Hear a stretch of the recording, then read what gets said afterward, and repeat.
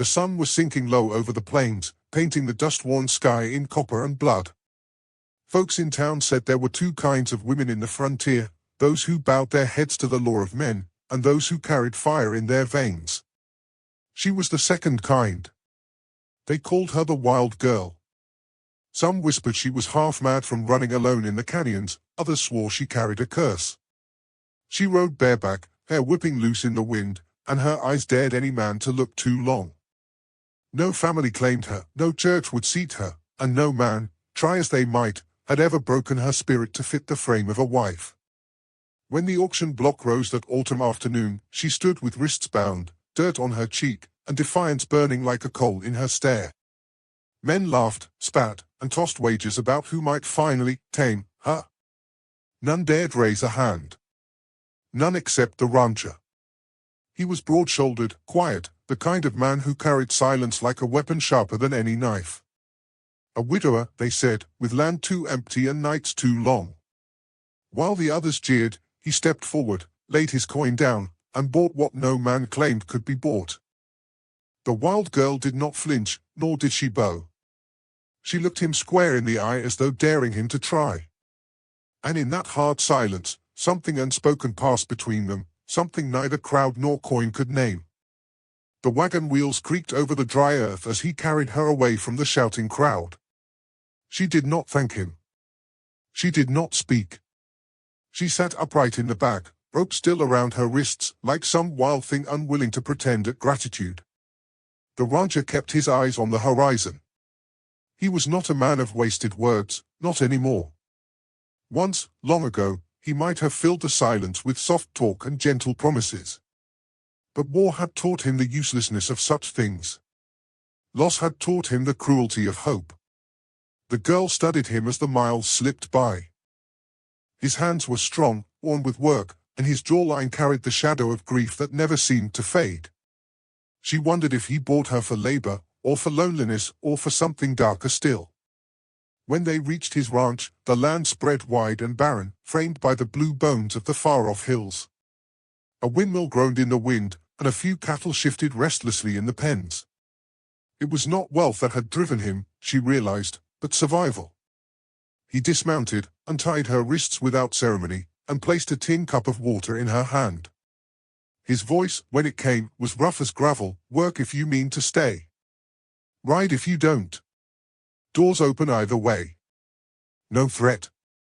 No demand. Just the kind of silence that left a choice lying heavy in the dust between them. For the first time, the wild girl faltered. She had known chains and jeers, fists and laughter. But never this, a man who asked nothing, who claimed nothing, who set her free without asking for surrender. The ranch house was built of rough pine and stone, a place more for shelter than for beauty. Inside, the air carried the smell of old smoke, leather, and loneliness. He lit a lantern, its glow spilling across a table scarred with years of work and silence. She stood near the door, arms folded, back straight like a cornered mustang ready to kick. He didn't ask her to sit. Didn't reach for her. Didn't even look at her long. He just set out a plate, beans, cornbread, a thin slice of salted pork, and left it there on the table. Then he sat across from her, eating his portion as if her presence meant nothing more than another shadow in the room. But she noticed the way his eyes flicked once toward her, waiting, not demanding. She ate. Slowly at first, like tasting for poison, then with the hunger of someone who had known too many nights empty. Later, he rolled a blanket and laid it on the floor near the fire. "You'll sleep there," he said. Then he carried his own frame to the far cot, turned his back, and let silence swallow the room. For hours, she lay awake, staring at the ceiling beams. The crackle of the fire played against the soft rhythm of his breathing. She was used to men trying to bend her spirit like iron in the forge.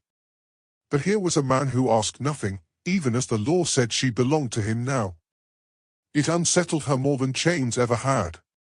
When at last her eyes closed, her dreams carried her into strange territory, not the open canyon wind she loved, nor the jeering faces of town, but the quiet image of a man's hand setting down a cup of water, a plate of food, and expecting nothing in return. Morning broke with the cry of a hawk over the hills. She rose before he did, restless, her body carrying the old rhythm of freedom. Out the door she went, bare feet on the packed earth, eyes sweeping the endless prairie. The sky was so wide it could swallow her whole, yet the silence of this land was different from the canyons. Here, it felt heavy, like it was waiting. By the time the rancher stepped outside, she had already hauled water from the pump. Her hands were blistered from the rope handle, but she didn't complain.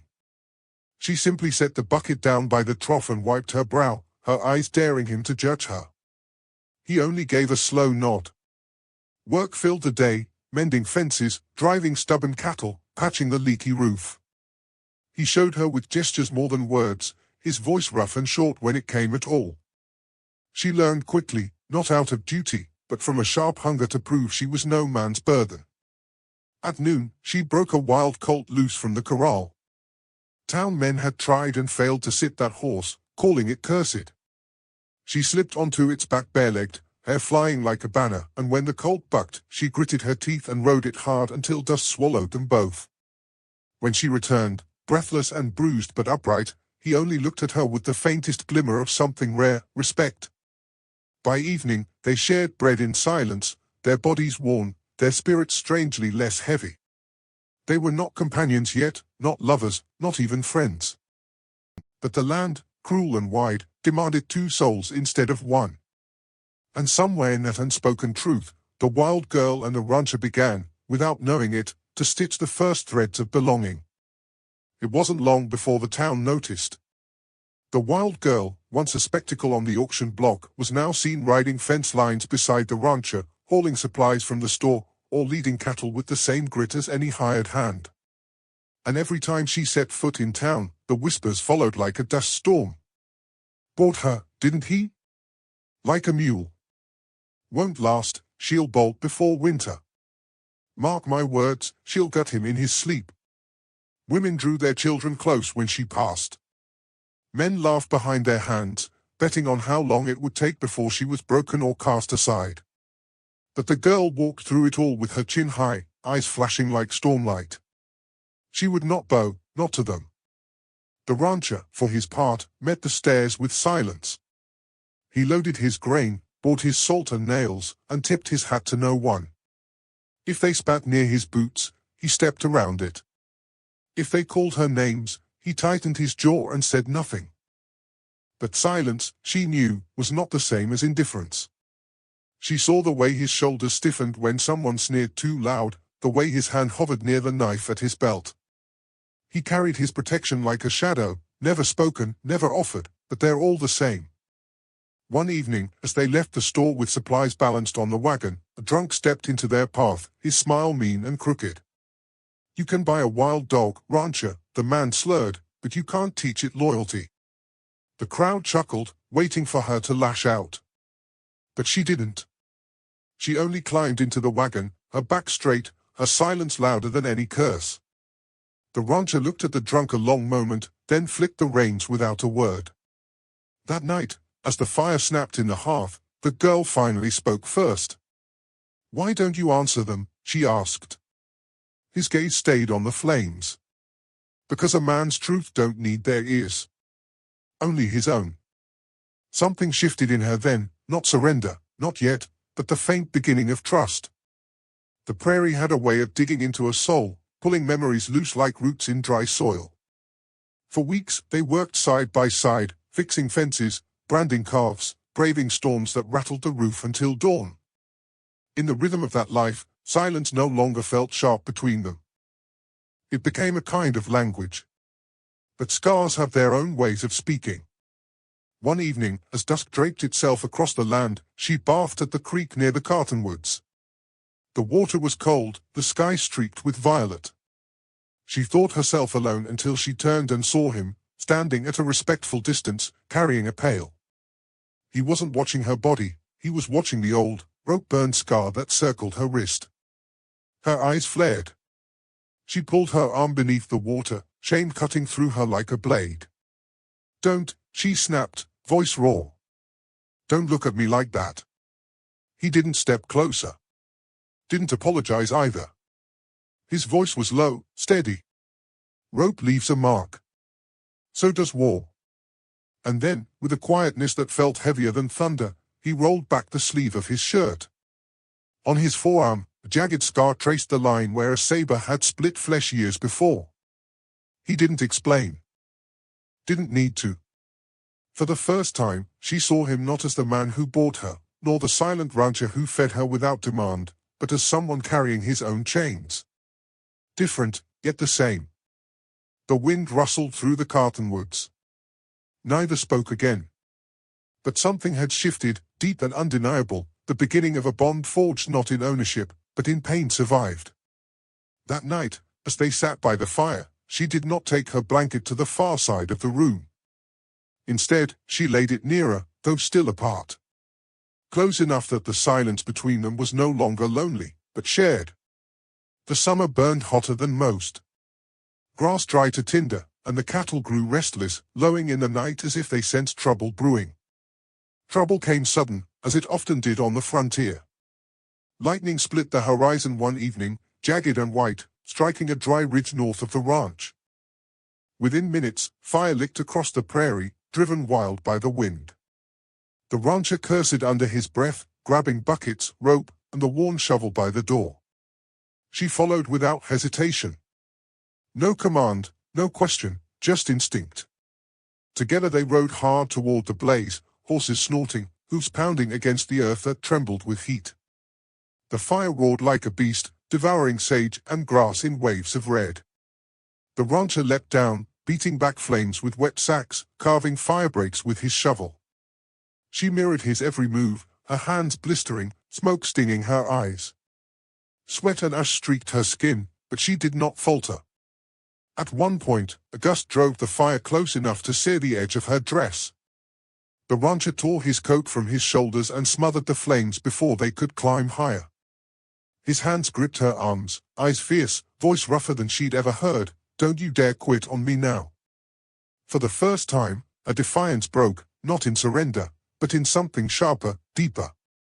She saw not a master nor a rescuer, but a man who would bleed beside her, fight beside her, or die if it came to it.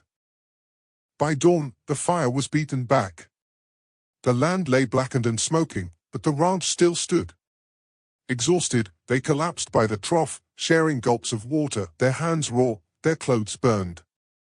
No words passed between them. None were needed.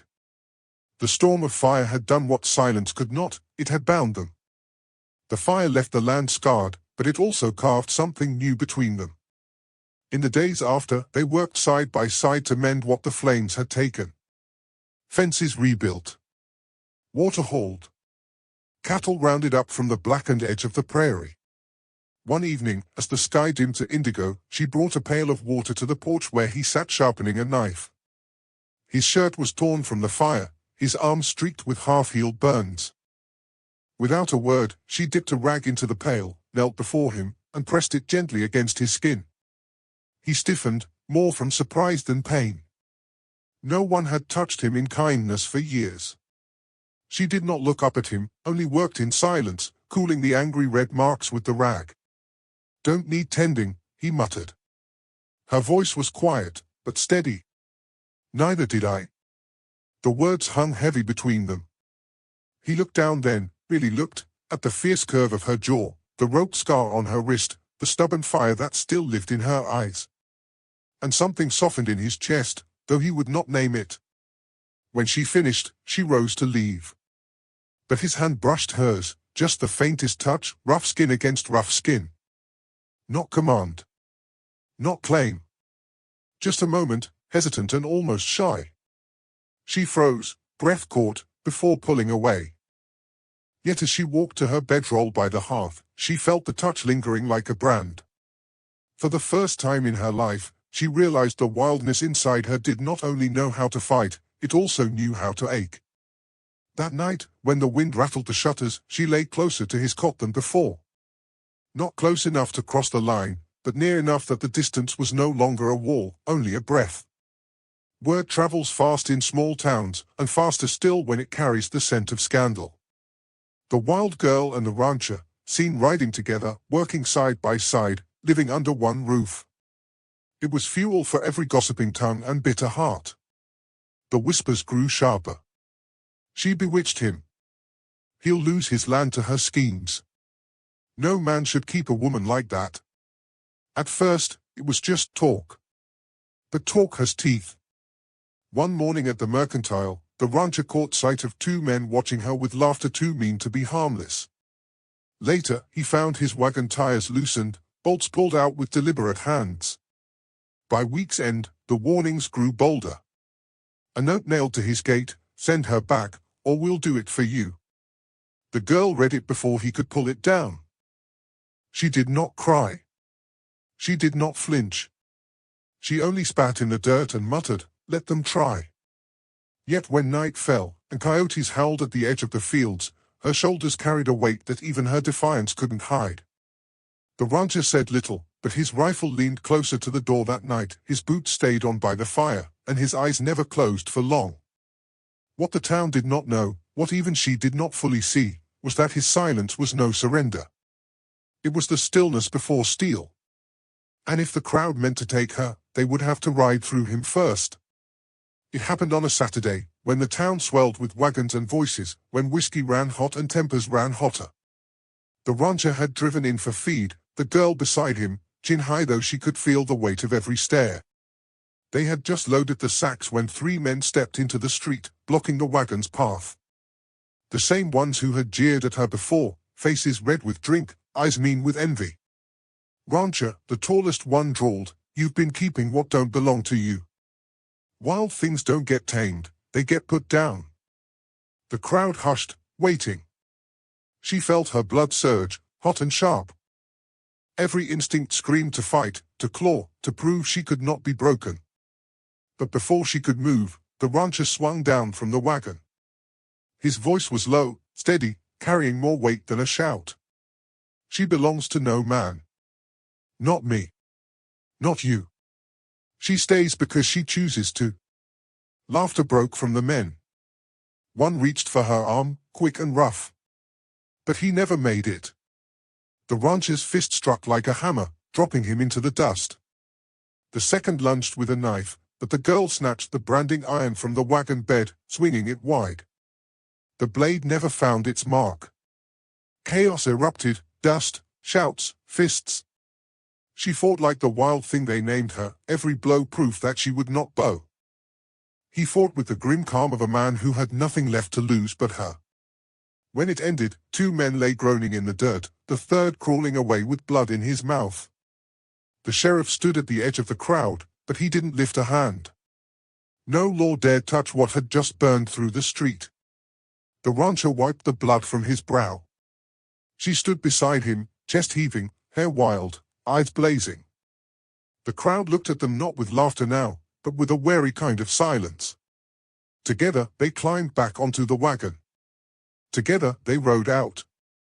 That night, when the ranch fire crackled and the prairie wind bent against the windows, she whispered words she had never spoken before. "You didn't buy me. You saved me." And for the first time, he let the silence break. "No," he said softly. "We saved each other." The days after the fight carried a strange quiet. No one in town dared spit when they passed. No one loosened wagon bolts or left threats at the gate. The wild girl and the rancher had shown the measure of their defiance, and silence had replaced the jeers. Yet she could not shake the feel of the rope scar on her wrist, the one mark she had carried longer than any wound. At night, she traced it absent-mindedly by the fire, as if reminding herself she was still tethered to a past she had never chosen. One evening, after mending fence lines, she found him coiling rope by the barn. The very kind that had bound her wrists when he first laid down coin to free her. She froze, her breath sharp, shame flaring hot in her chest. He noticed. Saw the way her eyes darkened at the sight of it. Slowly, without a word, he cut a length of that rope free. He carried it to the fire pit, dropped it in the flames, and stood watching as the strands curled and blackened. She stepped closer, heart pounding. "Why?" she whispered. His gaze never left the fire. "'Cause no rope ought to own you. Not in this house. Not ever again." The flames ate the rope until nothing was left but ash. She stared, trembling, the scar on her wrist burning as if it too were turning to smoke. And in that moment, the shame she had carried like iron cracked, just a little, into something lighter. She lifted her hand, laid it against his rough palm. Not out of debt. Not out of fear. Out of choice. And for the first time, the wild girl let herself breathe like she belonged. Winter rolled in hard that year. Snow blanketed the prairie, wind rattled the shutters, and the night stretched long and unforgiving. Yet inside the ranch house, the fire burned steady, and two souls who once carried only silence now shared warmth neither had dared hope for. The townsfolk still whispered, of course. They always would. But whispers have no teeth when the truth stands taller. Whenever the rancher rode into town with the wild girl at his side, no one tried their luck again. Men tipped hats stiffly, women looked away, and children, curious, unafraid, watched her with wide eyes. One day, a little boy tugged at his mother's skirt and asked loud enough for all to hear, "Ma, is that the lady who rides like lightning?" Laughter rippled through the street, but not the cruel kind. Something softer. Something shifting. The wild girl's cheeks flushed, though she lifted her chin high. And the rancher, for the first time, let a smile touch his face in public. That night, under the roof they had built with labor and fire and fight, she pressed her hand against his chest. Her voice trembled, not with fear but with something fiercer, hope. "You took the rope from me," she whispered. "But you never tried to take the wild." His answer was steady, carved with quiet devotion. "Wild was what I wanted. Wild was what saved me." Outside, the snow fell silent over the wide, endless land. Inside, two hearts, once bound by grief and shame, beat steady, side by side. And so it was told in the years after, the rancher who bought the girl no man could tame, only to find she had ridden straight into his heart, and made his home her own.